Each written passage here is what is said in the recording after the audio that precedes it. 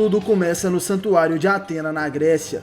Vemos a estátua da deusa e depois somos levados até um vilarejo próximo ao santuário, provavelmente na vila de Rodório.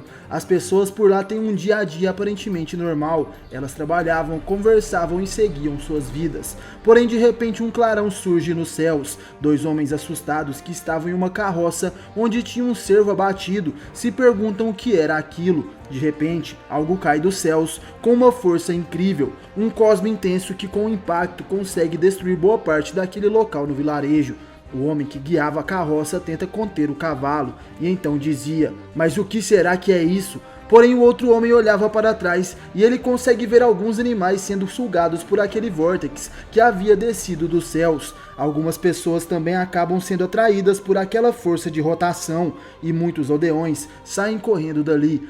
Na carroça, os homens se perguntavam de onde vêm aqueles ventos poderosos, e ao olhar para o lado, eles avistam uma mulher grávida e duas crianças. Ela gritava: "Meu querido, socorro!" Um dos homens que estava na carroça revela que aquela era sua mulher e também os seus filhos. Ele rapidamente corre na direção deles, porém de repente algo acontece. Aquele poderoso vento dessa vez suga a carroça em que ele estava, e assim ele é atingido por ela. O homem é atingido nas costas e acaba caindo no chão. Sua mulher entra em desespero e gritava: "Não, Hiro!"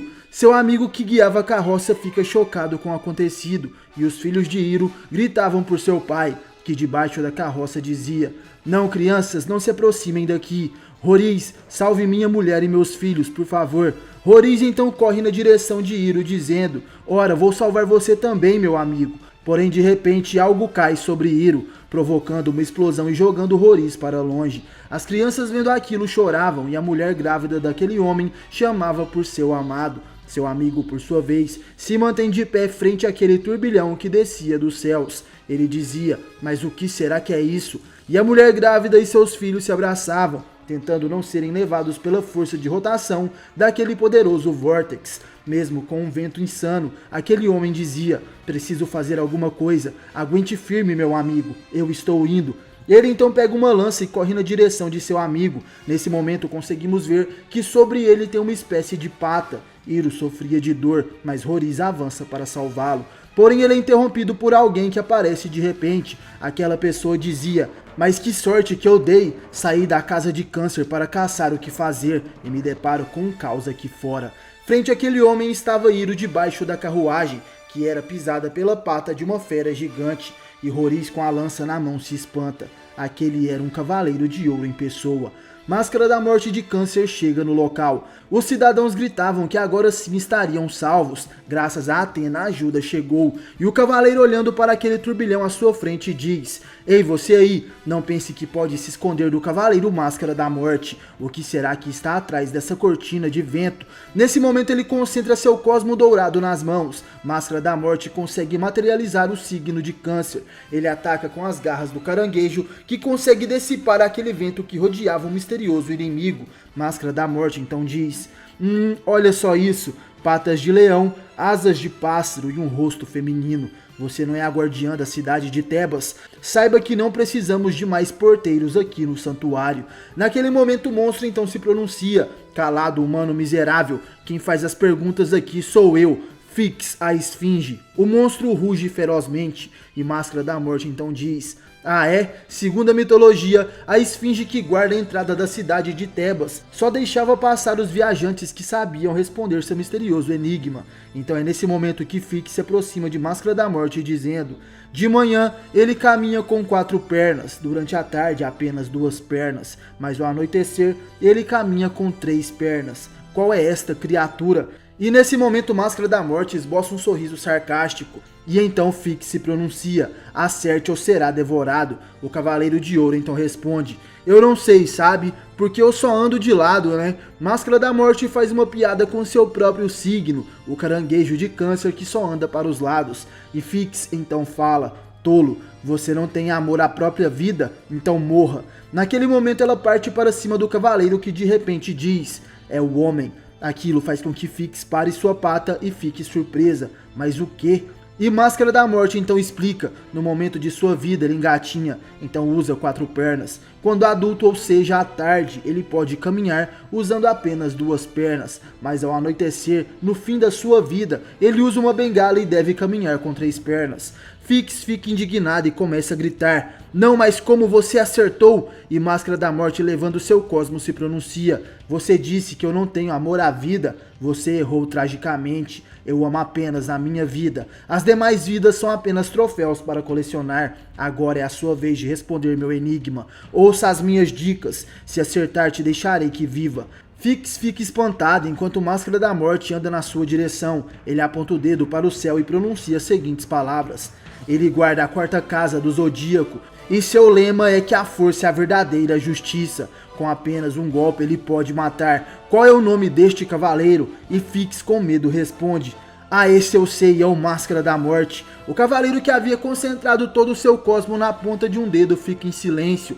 Fix esboça um sorriso, porém o Dourado se pronuncia: "Você errou. Ondas do inferno, morra!" Fix é atingida por todo o poder da habilidade de Máscara da Morte. E enquanto isso, o cavaleiro dizia: "Máscara da Morte? Você acha que uma mãe teria coragem de batizar seu próprio filho com um nome desses?" Como últimas palavras, Fix dizia: "Maldito, como se atreveu a me enganar." E o Cavaleiro de Câncer então fala: "Acho que isso só irá marcar meu nome nas histórias dos heróis gregos, apesar de eu ser um cara italiano." Naquele momento, o homem que guiava a carroça no início da história larga sua lança e, chamando por seu amigo Hiro, ele corre. Porém, ao chegar até onde estava ele, se depara com uma cena chocante. Hiro e toda sua família estavam mortos. E Roriz ainda se pronuncia: "O meu amigo Hiro e sua família também morreram com seu golpe, Cavaleiro de Câncer. O senhor não poderia ter evitado isso?" E Máscara da Morte friamente responde: "Evitado? Você não viu o tamanho do nosso inimigo? Na guerra não se evita ferir ou matar mulheres, crianças ou até mesmo os idosos durante os ataques. Há sempre um bem maior nas atitudes dos homens da guerra." E do alto de uma janela, um senhor dizia: "Sim, é isso mesmo." Roriz se pergunta como isso era possível, e o senhor responde: "Os cavaleiros são protetores da paz e da justiça na terra. O que o senhor Máscara da Morte fez foi para proteger a todos." E nesse momento o Cavaleiro de Câncer é saudado por todo o vilarejo, que dizia: "Viva os cavaleiros! Viva os justos de Atena! Viva!" Tempo depois, já na casa de Câncer, Máscara da Morte dizia: "Se não fosse tão grande, eu usaria esta bela medalha no meu pescoço." O cavaleiro havia trazido até sua casa a cabeça da esfinge. Ele dizia: "Onde será que eu devo colocar você? Não há mais lugares por aqui. Acho que vai para o meu quarto." E nesse momento a cabeça de esfinge ganha vida por mais um instante. Ela diz: "Vida longa ao nosso Deus." E assim dispara um rugido poderoso suficiente para afastar o Cavaleiro de Ouro. Porém, Máscara da Morte não sofre nenhum arranhão e a vida se esvai por completo nos olhos daquele ser. O Cavaleiro de Câncer fica se perguntando que Deus seria esse, mencionado por Fix. De repente, somos levados até a Sicília, na Itália, e nas notícias de jornal ouvíamos o seguinte: por ordens do presidente Vincenzo Mineto, o exército italiano está nas ruas de todo o país. A ameaça do caos espalhado por criaturas misteriosas nas diversas regiões é tão grande que os países aliados já foram convocados e estão a caminho. O acontecimento despertou o diálogo entre religiosos, ufólogos, místicos e céticos, que têm sido ouvidos pelo general das Forças Armadas, no comando do Supremo Conselho de Defesa da Itália. Ninguém pode afirmar sobre sua origem, embora as teorias sejam muitas. A única coisa que se sabe no momento é que elas surgem em meio a ventos devastadores. O medo e a confusão são tamanhos que moradores de um vilarejo da Sicília, onde as primeiras criaturas surgiram, chegaram ao ponto de afirmar que alguns deles foram abatidos por um garoto. E nesse momento, vemos um homem misterioso andando em meio àquela cidade. Ele estava coberto por um manto negro e tinha uma cicatriz grande em seu rosto. De repente, o homem corre e salta de algum lugar bem alto por ali. E voltando à Grécia, mais especificamente no salão do grande mestre no santuário de Atena, o Cavaleiro de Câncer perguntava: "Achou algo de útil?" E o grande mestre responde: "Os registros dos grandes mestres dizem que quando alguns deuses estão voltando à Terra, isso traz à vida criaturas mitológicas para anunciar aos humanos e também a outros deuses a sua ressurreição." Nesse momento, Máscara da Morte fala: "Já vimos esse fenômeno algumas vezes por aqui, não é mesmo?" Ele se lembra de Cronos e dos titãs. O grande mestre responde que sim, e dessa vez quem se anuncia é o feroz pai dos ventos impetuoso, Tifon. Recebi um relatório dizendo de que além da Grécia Antiga, outras criaturas também estão surgindo lá na Itália. E Máscara da Morte então se pronuncia: eu sou um italiano. Lá a crença é que o local tradicional da ressurreição de Tifon é no vulcão do Etna. E o grande mestre então fala: isso confirma outros dados dos livros do Star Hill. E assim o Cavaleiro de Câncer pergunta: e qual atitude o santuário vai tomar agora? Se esses monstros aparecerem apenas pela volta de Tifon, ficar correndo atrás deles é perda de tempo, não é mesmo? O grande mestre então responde: só um deus pode vencer outro deus com êxito. O máximo que um humano pode fazer é aprisionar este deus ou detê-lo por um breve instante, utilizando de artefatos e artimanhas divinas. Se tiver a ajuda de uma divindade, poderá conseguir um êxito ainda maior, mas vencer um deus, só outro deus pode fazê-lo. E ainda assim, a própria Atena só consegue deter um deus por uns 2 séculos em média. Deuses são deuses. E a Atena, nós sabemos, não está no santuário. Máscara da Morte então pergunta: mas então, Saga, o que você vai fazer?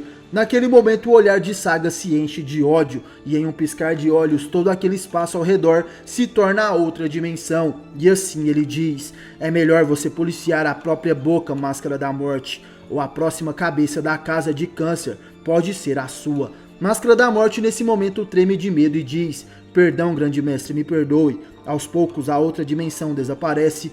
E o Cavaleiro de Câncer fala: mas se nós não podemos contar com Atena, o que faremos para vencer Tifon? E nesse momento o grande mestre responde: Berenice, finalmente chegou a hora. Somos levados até a ilha de Sicília, na Itália. Vemos então o vulcão do Monte Etna. E ao lado dele tinha uma caverna e bem ao fundo daquela gruta visualizamos uma luz. E então chegamos a uma sala secreta, baluarte de Tifon. Vemos alguns quadros de criaturas mitológicas e estátuas também. De repente vemos um sacerdote com um pingente e ele dizia: finalmente é chegado o momento de presentear com oferendas ao nosso grandioso Deus. Glória ao Deus dos ventos Tifon.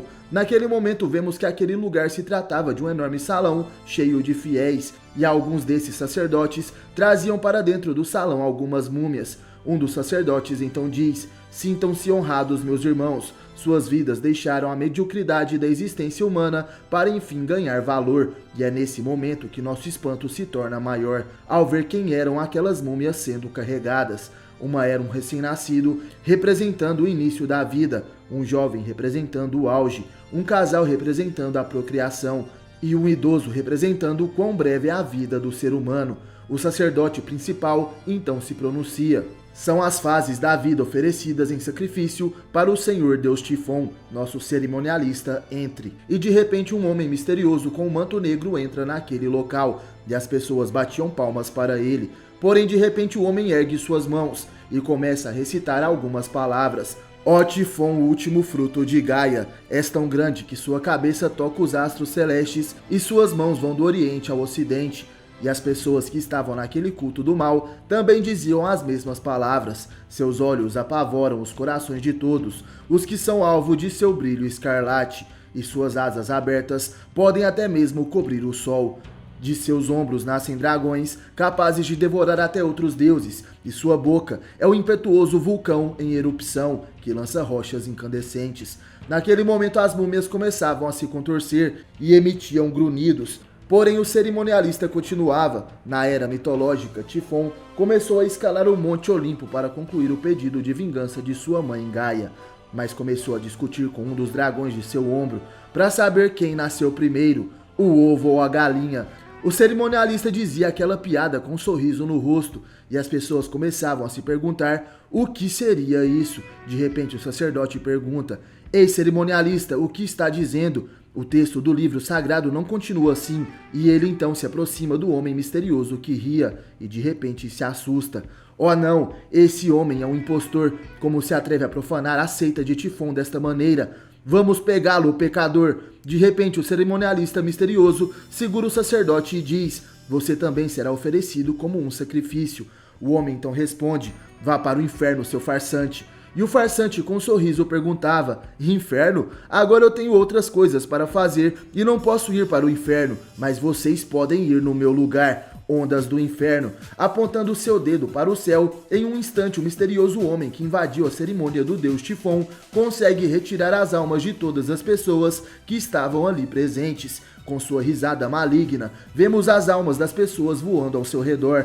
De repente, uma das múmias começa a se mover e rasga então as ataduras. A múmia que representava o jovem estava viva e o garoto dizia: "Ah, caramba, essas ataduras são feitas com couro dos dragões de Tifon, por isso eu não conseguia me livrar delas facilmente. Eu já estava agoniado, precisava mesmo fazer esse teatro para acabar com eles, hein? Máscara da Morte." O cerimonialista Máscara da Morte finalmente se revela. Ele diz que na verdade foi um ótimo disfarce, e quando vi você sendo pego, pensei em segui-lo para ver onde era o ninho de Tifon. Na verdade, deixei que me pegassem, para eu entrar protegido, pois sem esses medalhões seríamos expulsos instantaneamente pelos fortes ventos. Então pare de reclamar e vamos indo. Quero ver como você está lutando em combate, Mei. O garoto com a cicatriz no rosto se chama Mei e dizia: "Espere aí, me deixe soltar os outros reféns." "Mas o quê? Estão todos mortos. Máscara da Morte, por que você é sempre tão exagerado?" O Cavaleiro de Câncer cumpriu sua missão, mas não somente matou os servos de Tifon, mas até mesmo os reféns, deixando apenas Mei vivo. O Cavaleiro de Ouro então responde: "O meu golpe é abrangente, e às vezes essas coisinhas acontecem." Mei, que seria o pupilo de Máscara da Morte, então pergunta: "Bom, você podia ter usado outro golpe, não podia?" E o Cavaleiro de Câncer se vira de repente e o encara. Mei fica suando frio perante o poder de um Cavaleiro de Ouro. E naquele momento, ele se lembra de sua infância, quando era pequeno e tinha acabado de ganhar a sua cicatriz. De joelhos e com as mãos amarradas, estava prestes a ser executado por 3 soldados. Porém, Máscara da Morte interrompe aquele pensamento dizendo: "Sinto mais próximo o cosmo dos monstros, está na hora de nos prepararmos." O garoto então responde: "Sim, eu te entendo, foi pela justiça, então agora vamos." Mei continuava assustado e se lembra de quando foi salvo daquela execução. Um cavaleiro dourado apareceu e retirou as almas dos soldados.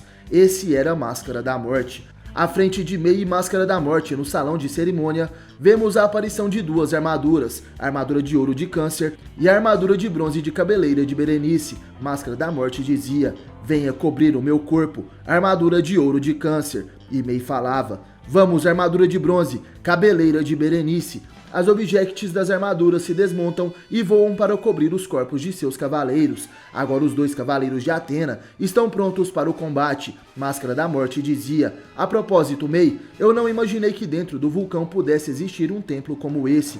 Este templo foi construído pelos primeiros seguidores de Tifon na era mitológica. Só os membros da seita que carregam o medalhão de geração em geração que podem encontrar a sua entrada." Mei então dizia: "Este templo é o começo do baluarte do Deus dos Ventos." Máscara da Morte então se perguntava: "Baluarte?" E Mei responde que sim, aqui vivem Tifon e sua família. De repente, Máscara da Morte sente um leve vento e diz: "Ei, você não disse que os medalhões nos protegeriam?" E de repente um vento intenso começa a passar por dentro daquele local. Mei responde que os medalhões os protegeriam sim, porém eles não estão sendo expelidos daquele templo, mas sim estão sendo sugados. De repente, Mei de Cabeleira de Berenice e Máscara da Morte de Câncer são arrastados para um outro local, indo mais ao centro do vulcão e ainda mais profundo em direção ao centro da Terra. Os 2 cavaleiros caem em um lugar misterioso, porém rapidamente se levantam. Mei dizia: "De fato, esse é o poder dos deuses, mas porém, não sabia que dentro do vulcão havia um jardim tão iluminado quanto esse." Máscara da Morte e Mei se veem diante um belo jardim que brilha feito ouro. O que os espera nessa história misteriosa contra Tifon? E lembrando, galera, sigam o Insta do Episódio Oculto e comentem bastante por lá para eles continuarem essa história, para eu trazer a continuação aqui para vocês. No mais, obrigado por assistirem o vídeo até o final. Valeu, falou, tamo junto e até a próxima. Você já sentiu o Cosmo?